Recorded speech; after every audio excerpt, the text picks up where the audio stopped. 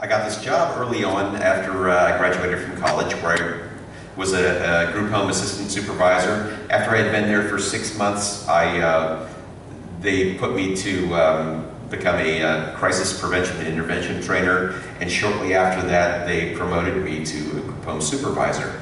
And it wasn't, I didn't take over somebody else's group home, I was opening an entirely new group home. There were 3 guys who lived in this house, and one of them, they all got to be pretty attached to me, because when I came around, I was the guy whose attention they had to have.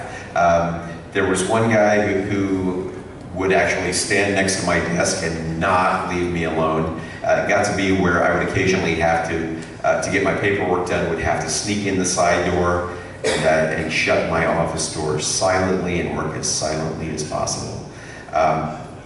Another guy was about 6'2" and very slender, and had something called grand mal seizures, or drop seizures, where it's a neurological issue where your body goes stiff or convulses. But he was tall, and he would go down like a ton of bricks. And whenever he was awake, he would have to go around town or to his day program wearing a hockey helmet, so he wouldn't bust his head open. He had a couple of good scars over his scalp from where he already had. So there were a couple different parallel tight ropes that I had to walk. They weren't like interwoven tight ropes, they were parallel. They were their own thing that I had to balance my way across. One was my relationship with the clients, the guys who lived in the house. The other one was the staff who worked there. I worked with an excellently, beautifully diverse staff, where people would come from all over the world. We had several staff who were native-born Americans. We had folks from different countries in West Africa. And nice catch. Sorry. That's cool. But the thing is, some of the staff would, their English skills weren't all that strong. They had a grasp of functional English, but when you wanted to get to like professional behavioral treatment level English, things got a little bit more problematic. That said, and I would also get calls in the middle of the night with questions like, "Who's gonna mop the floor?" And I'm like, the one who doesn't want me to fire them when I wake up in the morning and come in and find the floor not mopped or something. But I didn't know how else to say, this is a simple thing that you need to be able to do. Just kind of decide between yourselves who should mop the floor. And please don't call me at 2 in the morning unless there's blood spurting or a broken bone or something like that. So time passes, and I get a call maybe an hour or so before I was going to wake up even. I'm just kind of like, there had better be blood spurting. Answered that phone call. "Reggie had a seizure. He fell and he cut his chin." And I'm like, okay, is it bleeding? "Yeah, it's bleeding." I'm like, we'll tell you what, I'm just waking up, let me come in and just do what you can to help control things and take care of the wound, and I'll be there in a few minutes, and just as soon as I can, and just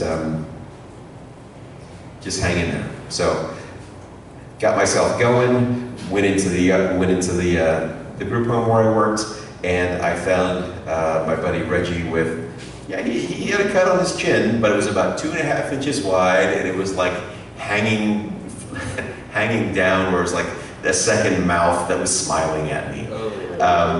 And I'm like, okay, the word that you want to describe this is gash, and the word that you want to describe is like open flesh and awful. And I'm going to need you to take these. This was the overnight staff who didn't usually take people into the day program. I'm like, I'm going to need you to take the 2 other guys into the day program. I have to take him to the hospital. So over the course of events, I needed to get a hold of my my boss, my superiors, to say, hey, Reggie had a seizure, he fell, I'm taking him to the hospital now. And they're like, well, whoa, what happened? I mean, your overnight called and said that, you know, he just had a cut. I'm like, it's like a 2.5-inch gash and there's a good flap of skin hanging underneath. And they're like, well, you know what? Karen, our nurse, has time. She'll come out and have a look at it. I'm like, no, that would be abuse. He needs to go to the ER right now. And, you know, having to wait. So they kept trying to talk me into just waiting for the nurse. And I'm like, I got here and there's like a second mouth hanging open on his chin, and it said, and I said, I almost expected it to say, hi, Patrick.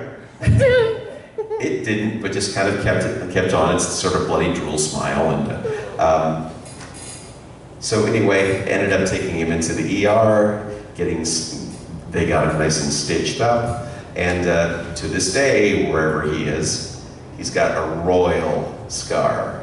It's kind of Y-shaped for some reason, I don't know why, but there it is, Reggie's second smile. Thank you.